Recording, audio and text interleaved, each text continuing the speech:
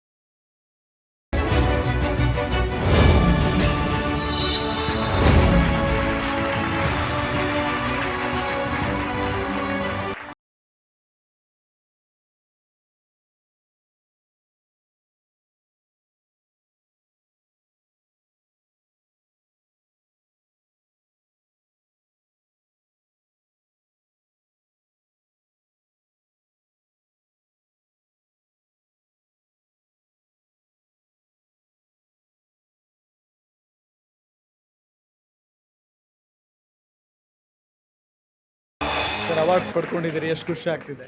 ತುಂಬ ಖುಷಿ ಆಗ್ತಿದೆ ಸರ್. ಇದು ಒಂಥರ ಯುವಕರಿಗೆ ಉತ್ತೇಜನ ಕೊಟ್ಟಂಗೆ, ಇನ್ನಷ್ಟು ಕೆಲಸ ಮಾಡೋದಕ್ಕೆ ಒಂದು ರೀತಿ ಎನರ್ಜಿ, ಶಕ್ತಿ ಬಂದಂಗೆ ಅನ್ನಿಸ್ತಿದೆ ಸರ್. ಅಂದರೆ ಜವಾಬ್ದಾರಿ ಜಾಸ್ತಿ ಆಯಿತು ಅಂತ.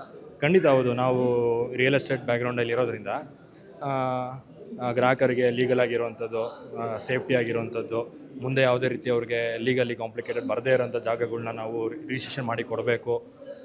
ಬರುವಂಥ ದಿನಗಳಲ್ಲಿ ಇನ್ನೂ 10 ಪ್ರಾಜೆಕ್ಟ್ಗಳು ಬರೋದಿದೆ. ಜವಾಬ್ದಾರಿ ಹೆಚ್ಚಾಗಿದೆ ಅಂತಲೇ ಅನ್ಬೋದು.